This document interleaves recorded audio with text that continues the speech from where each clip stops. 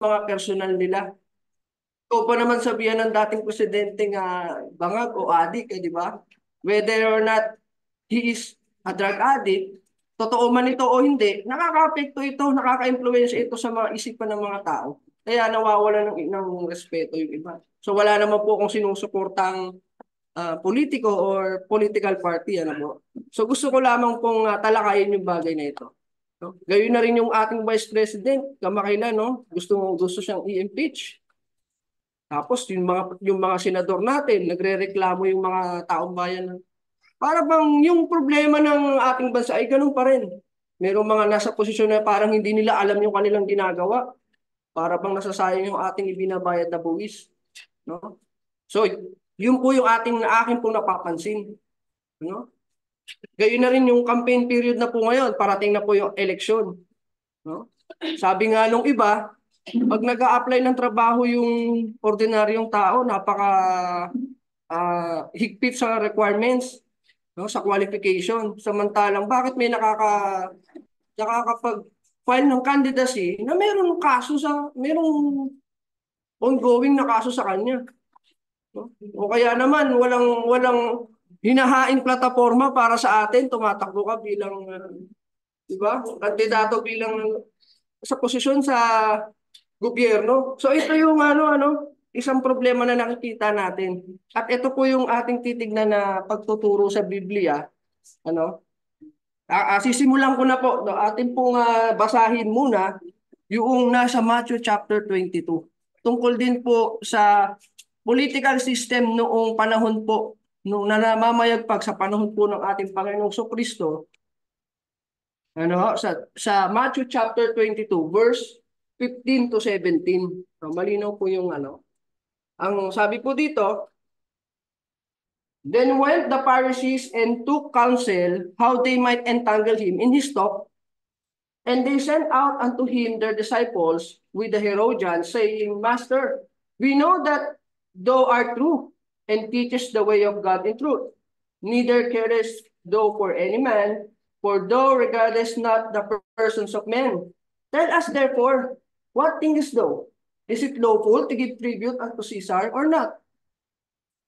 Sa Tagalog, nang magkagayoy nagsialis ang mga pariseo na nangagsangunian sila kung paano kayang mahuhuli nila siya sa kanyang pananalita at sinugo nila sa kanya ang kanilang mga alagad na kasama ng mga Herodiano na nagsisipagsabi, Guro, nalalaman namin ikaw ay totoo at itinuturo mong may katotohanan ang daan ng Diyos at hindi ka nangingimi kaninuman sapagkat hindi ka nagtatangi ng tao. Sabihin mo nga sa amin, ano sa akala mo? Matuwid ba ang bumuwis kay Cesar o hindi? Huh? So, bago natin ipagpatuloy yung pagbabasa, tignan natin yung historical setting ng panahon niyan. This event happened in Judea when the emperor of Rome during that time was Tiberius Caesar. Si Tiberius Caesar po ay naghari between from 14 to 37 CE or AD, Anno Domini or Year of the Lord. Si Emperor Tiberius o ang emperador ng Roma, the appointments of governors and tetrarchs was coming from the emperors. Siya yung nagtatalaga ng mga governors, tetrarchs sa mga nasasakupang probinsya ng kanilang bansang nasasakupan. At siya emperador or emperor nung panahon po ng Panginoong Kristo, hanggang siya yung kanyang personal ministry hanggang siya ay ipinako sa krus. Siya po yung Roman reigning at emperor ng Rome.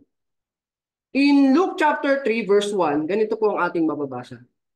Now in the 15th year of the reign of Tiberius Caesar, Pontius Pilate being governor of Judea, and Herod being tetrarch of Galilee. Nakita niyo po kanina yung may mga kasamang Herodiano, yung mga alagad ng Pariseo.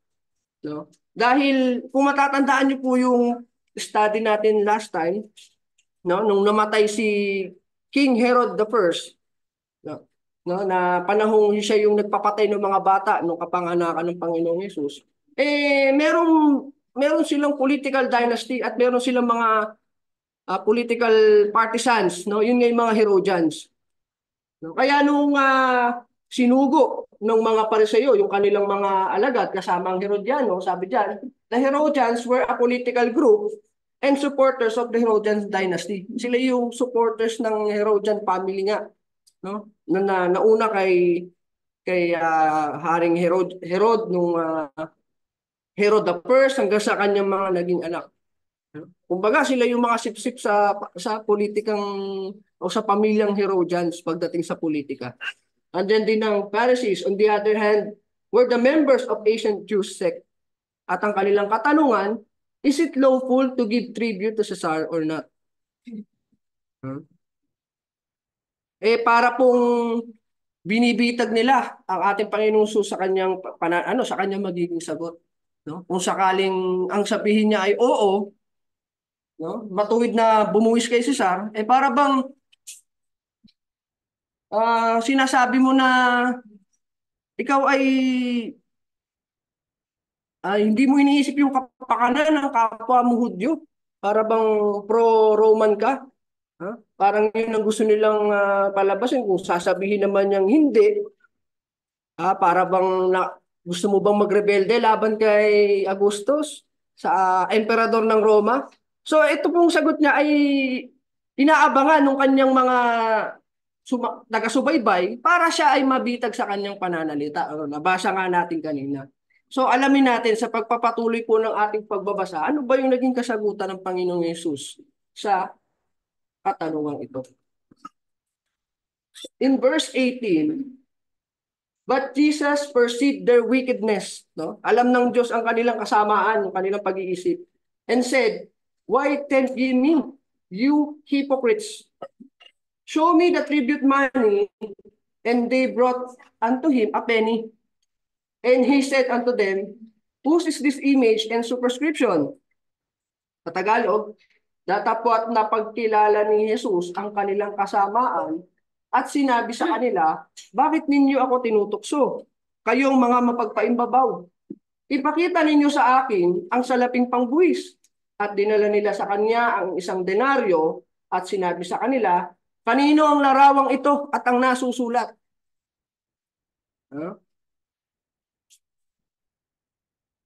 Nung ipinakita ng Panginoong Hesus yung coin, no? Ganito po yung itsura niyan.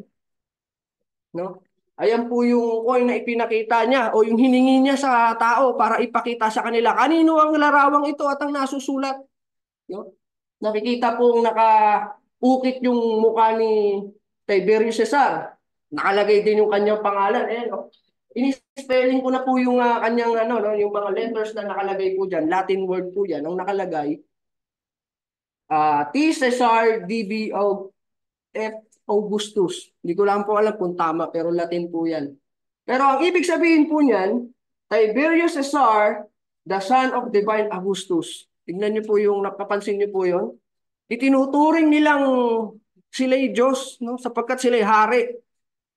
At dito sa panahong ito, itong coin na to ay sumisimbolo sa kanyang, para ipakita sa mga tao, sa kanilang nasasakupan, na minana ko yung kapangyarihan ito sa aking Ama, na siya ninyong Diyos. Kaya meron akong kapangyarihan na pamunuan kayo at singiling nga kayo sa mga buwis. At sa anumang alituntunin na gusto kong ipatupad. No? Yun yung in-inscript niya sa tribute money, yung kanyang kapangyarihan na ito'y galing sa aking Ama na siyang Diyos ninyo, na siyang ninyong hari. Ano po? Kaya kanino ang larawang ito? At ang nasusulat, kitang-kita naman, Tiberius Caesar. No? At sa likod naman po nung coin na pinakita ng Panginoong Hesus, yan naman po yung para bang po isang babaeng nakaupo sa trono na may scepter. Ang nakalagay po na letters na nakalagay dyan, Pontiff Maxim. No? Sinasabi ng ilan na ito daw po figure daw po ito ni Livia Drusilla. Yan po ay mother ni Tiberius. Pero ito pong nakasulat o nakaukit na titulo na ang ibig sabihin po is Pontifex Maximus, ayan po ay titulo ng Roman goddess. No? Yan po yung coin na ipinakita ng Panginoong Hesus noong panahon niya. So bakit po ako, nagtataka po kayo, bakit po ako nakapagpakita sa inyo ng larawan ng coin na ipinakita ng panahon niya? Sapagkat throughout the years, sa history, nakahukay po o nakakuha po ng mga ganyang Roman coins yung mga archaeologists. Ano? At hanggang sa panahon ngayon, merong available na makikita natin na coin na ganito. No, kaya nakakapagpakita tayo ng coins na kung saan ito yung ginagamit na coin money or tribute money para gamitin sa pagbabayad ng buwis ng mga Hudyo sa nung panahon ni Tiberius Caesar. No? Kung mapapansin niyo po, yung kung totoo po talaga yung sinasabi ng mga author ng Biblia. Ito po inline sa history na kung saan pinakita yung coin na kung saan nandoon yung larawan ni Augustus, nandoon din nakaukit yung kanyang pangalan. No? Kaya po nakakapagpakita tayo ng larawang ito. No? Ngayon, ano naman po ang naging kasagutan ng Panginoong Hesus? No? Siyempre, kitang-kita, miski naman kayo, alam nyo naman kung ang sagot. No? Kung kayo tatanungin, kanino ang larawan, kanino ang nasusulat. No? Kaya ito po ang naging kasagutan ng ating Panginoong Hesus. Sa verse 21, they say unto him, sabi nila, Caesar's. Then said unto them, render therefore unto Caesar's the things which are Caesar's, and unto God the things that are God's. Sa Tagalog,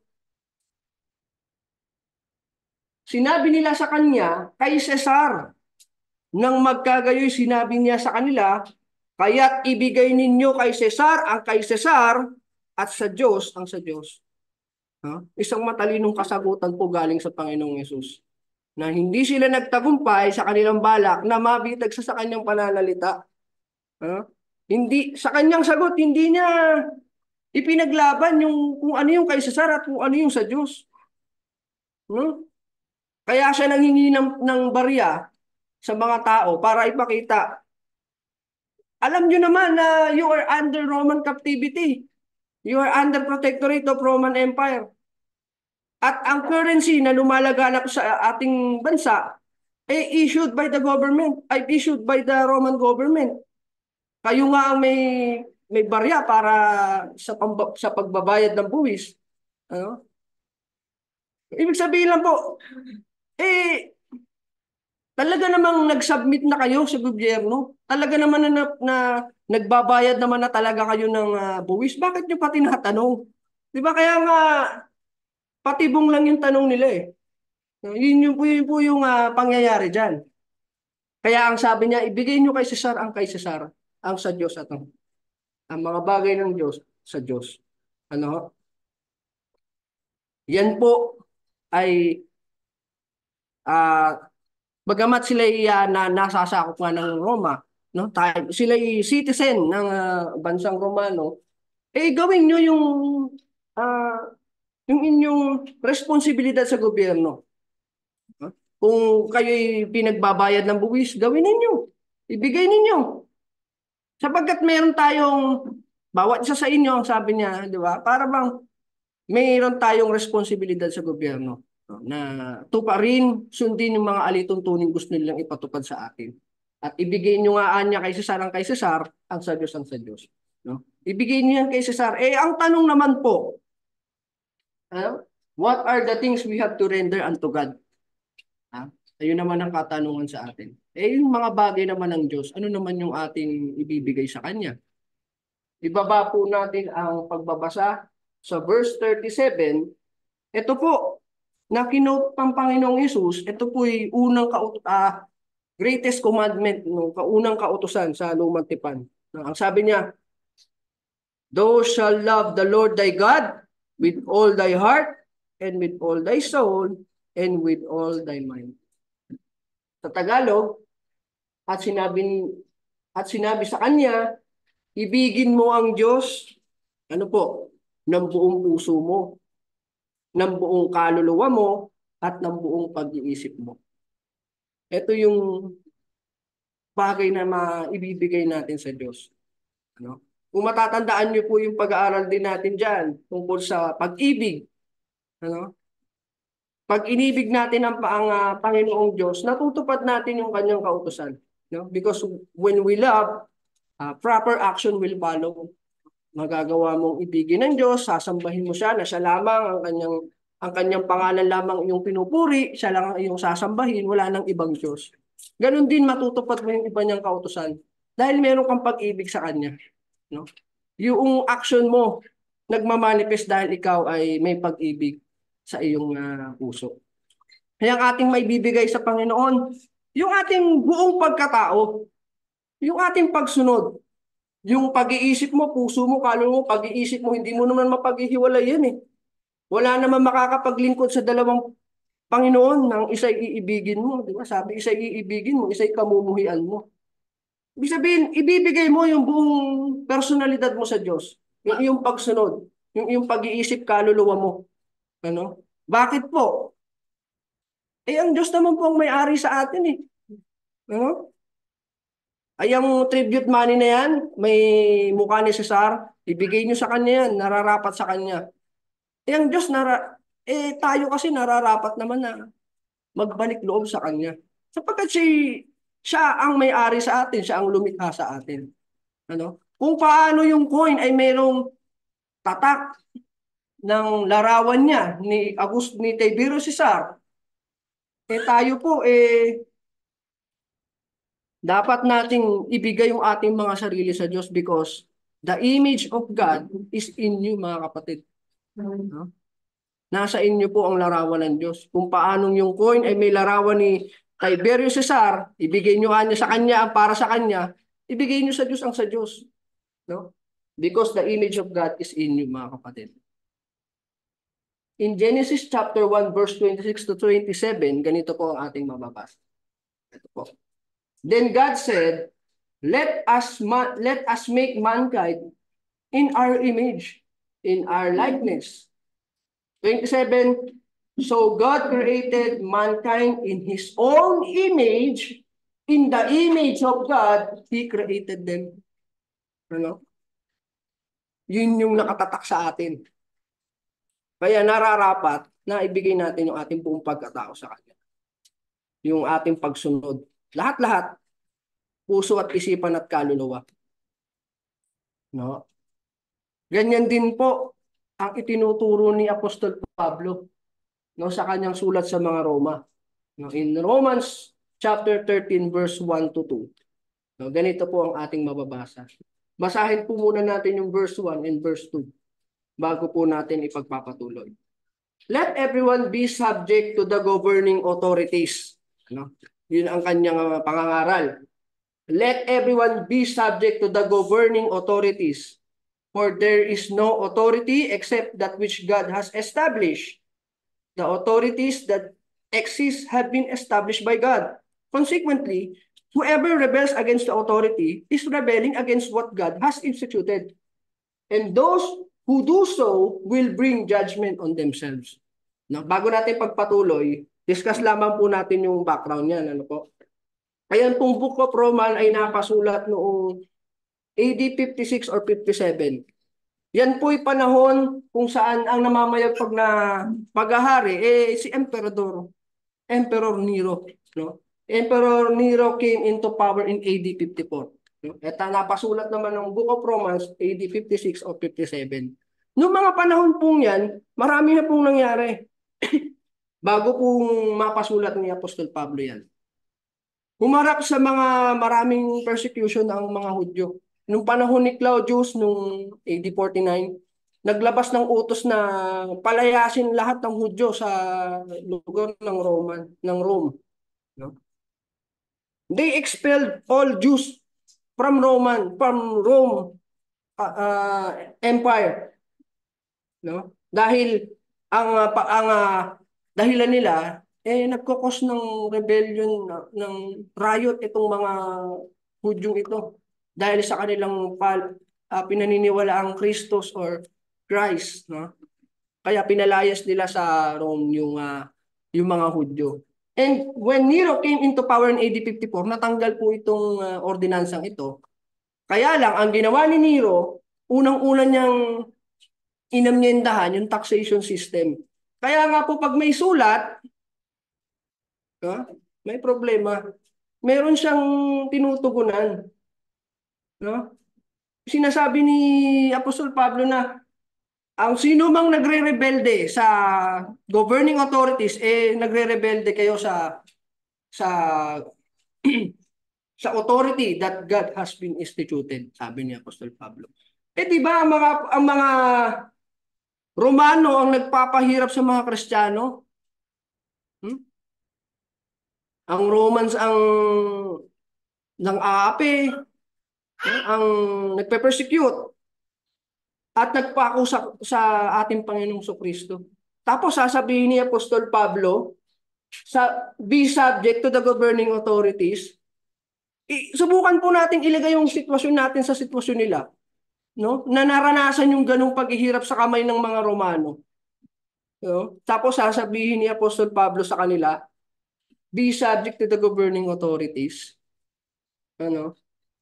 Kung sino mang magre-rebelde sa inyo, nagre-rebelde sa Diyos. Pero alamin po natin yung kanyang ibig sabihin po dito, ano? So what God has been ordained or instituted is, sa Greek word, is exousia. Meaning yun po yung power or authority.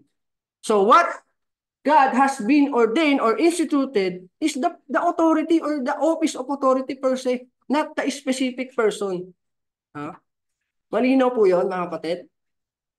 Yun po yung itinalaga o ordain ng Diyos, yung power or office of the authority. No? Ito po yung nakasulat, the office of authority or the general principle of civil rule. What God has been ordained is the offices of authority or the general principle of civil rule, not the specific person. Nako. Bigyan natin ng halimbawa. Gawin nating symbolism yung trono. No? Yung trono na nagsisimbolong na nagsisimbolize sa office of authority. No? Halimbawa, may nakaupong hari sa kanyang trono. No? Yung kanyang trono, so what God has ordained is the office of authority o yung kanyang tronong inuupuan. Mga kapatid, not the specific person who sits on the throne or on the power. No? Kaya sinasabi niya po sa Pablo doon, yung be subject to the governing authorities. No? Hindi naman sinasabi doon na hindi naman Diyos ang naglagay ng evil king. Diba? Mamaya i-discuss natin yan. No? Para po mas maintindihan natin yung konteksto, kaya po natin pinaliliwanag ito. No? Kasi, diba, pakiramdam nila api na sila tapos sasabihin mo sa amin, be subject to the governing authorities, diba? Tuloy po natin yung pagbabasa. In verse 3 to verse 7, tutuloy-tuloy po natin, for rulers hold no terror for those who do right, but for those who do wrong. Do you want to be free from fear of one in authority? Then do what is right and you will be commended. Di ba? Ganyan naman talaga dapat ang mandato ng isang leader . Hindi kakilabot ng mga taong mabubuti, kundi ng masasama. No? Ang sabi dyan, gusto mo bang mawala ang iyong takot sa mga nasa otoridad? Gawin mo ang tama at ikaw ay makakatanggap ng pagpuri. No? You want to be free from the one in authority? Then do what is right and you will be commended. For the one in authority is God's servant for your good. But if you do wrong, be afraid. For rulers do not bear a sword for no reason. They are God's servants, agents of wrath to bring punishment on the wrongdoer. Diba? Yun kasi dapat talaga ang responsibilidad ng ating mga leaders sa atin. Ano? Sila dapat yung servant of God na gagawin yung ikabubuti ng kanilang nasasakupan. Magseserbisyo kayo ng totoo ng mabuti sa taong bayan. No? Pero ang sabi diyan, kung ikaw naman ay gagawa ng kasamaan, matakot ka sapagkat hindi walang kabuluhan ng kanilang pagdadala ng tabak. Ano yung simbolismo ng tabak? Diba po? Pwede kang saktan o tagain. No? Ang simbolo po nun, sinabi sila dapat yung agent of wrath na kaya nilang makapagbigay ng kahatulan, punishment sa mga gumagawa ng mali, gumagawa ng masama. Yan po dapat sana yung responsibilidad ng mga rulers o ng mga presidente o ng mga leader ng bansa. Therefore, it is necessary to submit to the authorities not only because of possible punishment but also as a matter of conscience. This is also why you pay taxes. For the authorities are God's servants who give their full time to governing. Give to everyone what you have owed them. If you owe taxes, pay taxes. If revenue, then revenue. If respect, then respect. Then if honor, then honor. Ano?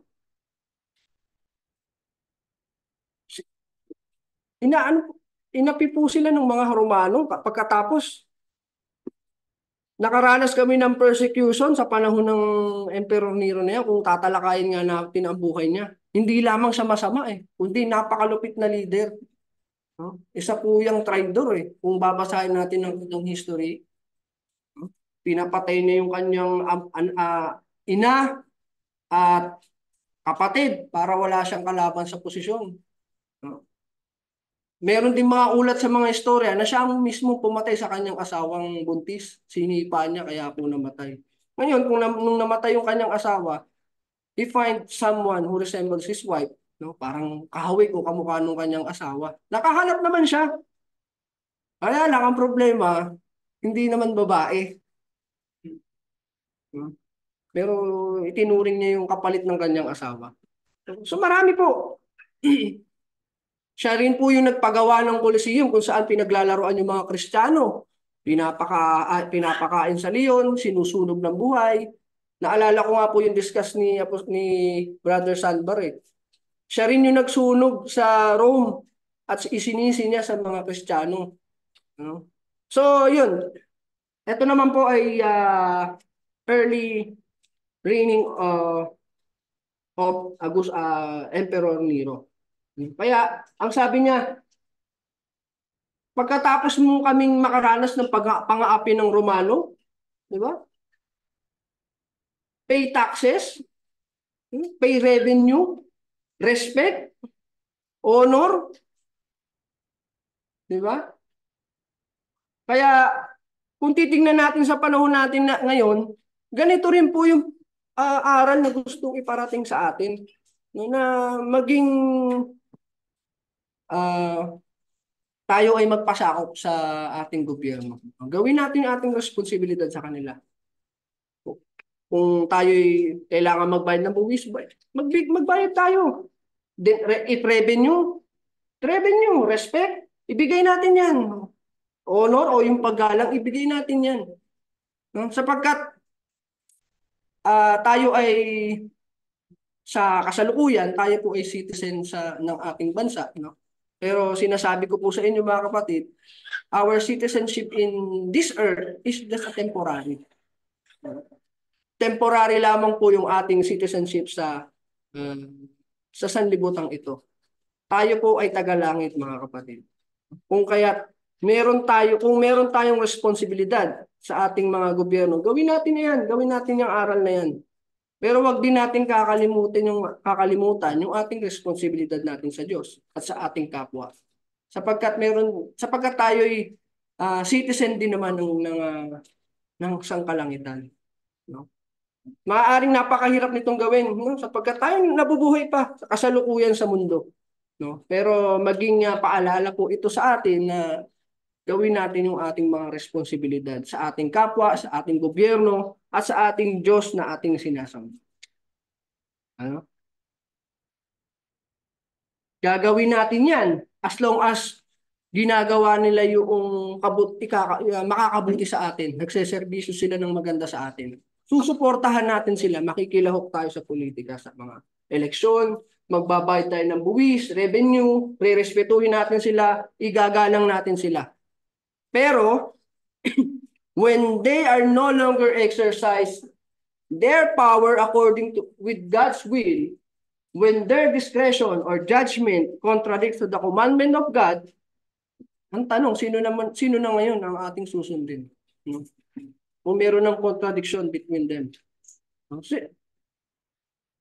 Sabi sa Acts chapter 5 verse 29, dapat muna kaming magsitalima sa Diyos bago sa mga tao. Kapag nagkakaroon ng conflict between government authorities and God, commandments of God, susundin natin yung higher authority. Siyempre, sapagkat Diyos lang din naman na nagbibigay ng otoridad sa kanila. Doon tayo susunod. Ang sabi nga dyan, dapat muna kaming magsitalima sa Diyos bago sa mga tao. So, isang bagay na lamang po yung ating ilalagay dyan. Nakaka 30 minutes na po ako.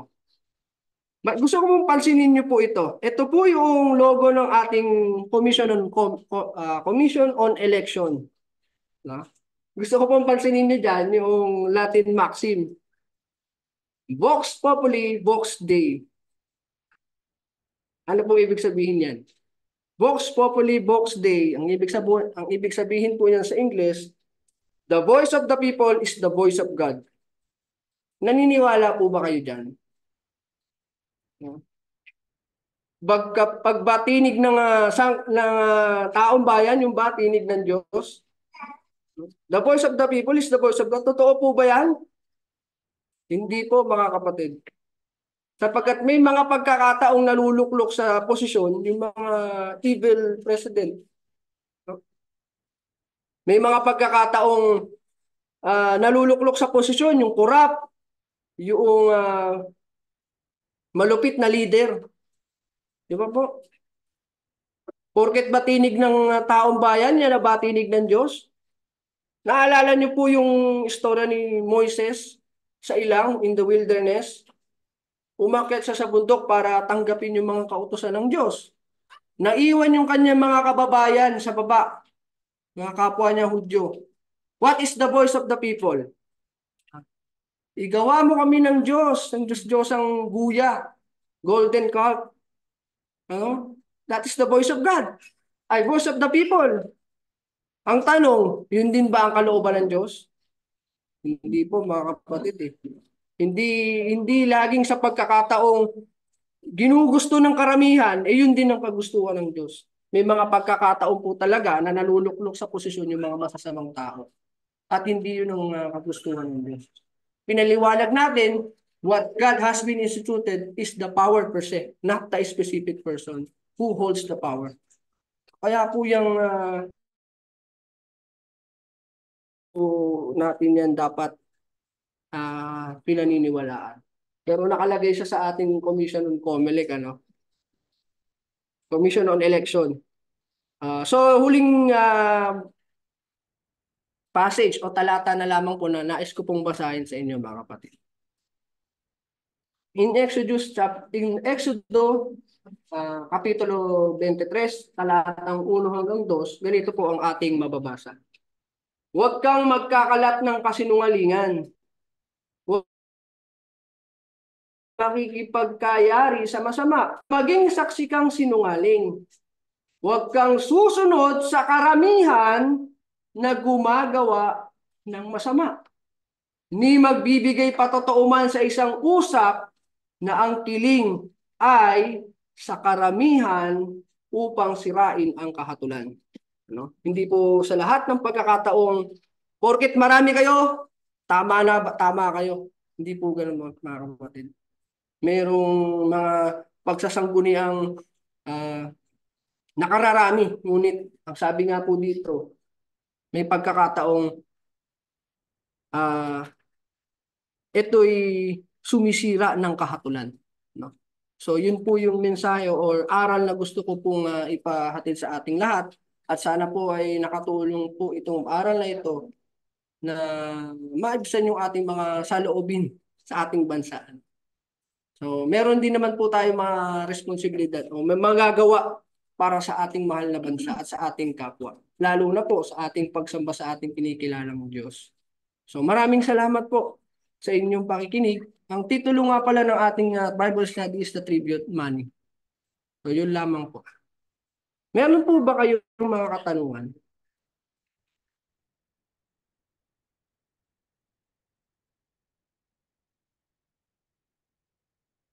Kung wala po, maraming salamat po. Magandang umaga po.